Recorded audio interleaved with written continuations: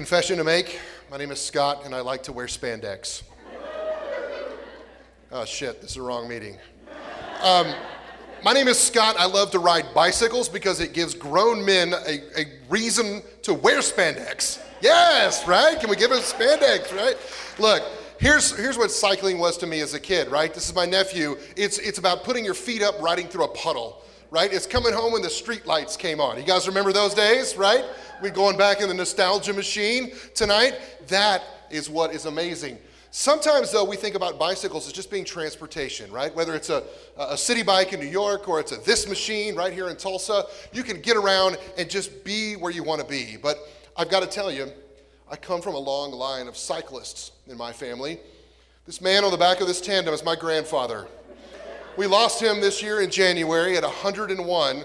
But before he passed, no, it's fine. I'm just glad in 1977 he was wearing plaid pants because that's how you rode a bike.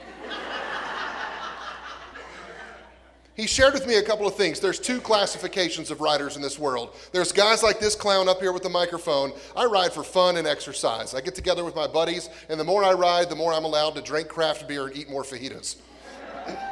There are another group of people, though, that show up in Tulsa every June that are a hell of a lot more competitive than that, doing something like this at Tulsa Tough, right? It's like NASCAR on two wheels, right? You ever seen this? These guys are crazy. They're riding for money. They're riding for glory. They're riding for all the marbles, right? And they're all having a great time. But I'm going to break it down for you tonight. We're going to get into the numbers of cycling. Ready? Here we go. We're the math whizzes. Nope, the answer is not 2,425. That's what you get if you add those together. What I'm going to decode for you right here is the 2018 Tour de France, or as they call it in France, Le Tour. So here we go. We're going to break it down. What the hell do these numbers mean? We covered 2,081 miles in this year's tour. There were 21 stages, 2 rest days, 176 riders started, but only 145 made it all the way through the 3-week grand tour. Now, when you think about cycling, everybody wants to know, right? Who won? Right? Everybody talks about the winner of the yellow jersey. This must have been an early stage because he's wearing a blue one, but that's fine. We'll go with that. I'm colorblind. Not really, but it works. So here's this guy. We think about the winner, but did you know there's other ways to win this race? There's more than one competition that's going on.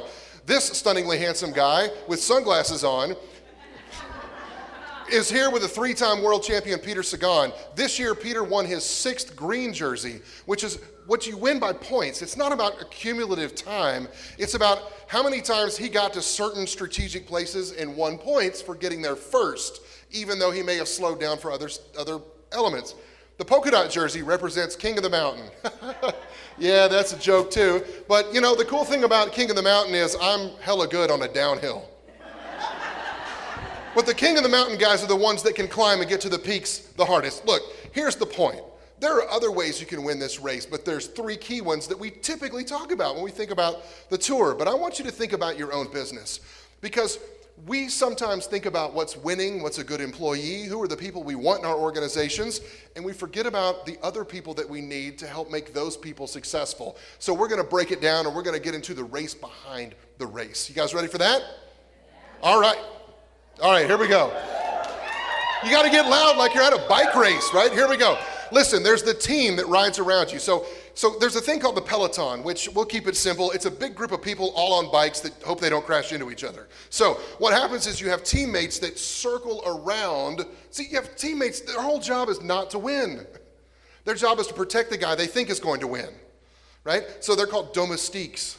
That's French for servant. It's actually a really, it's an honor. You're the one that has to tease out the competition and try to wear him down so your guy can strategically win and you can make your tactics play out and make it all happen. Starting to sound like your last project you were working on, isn't it, right?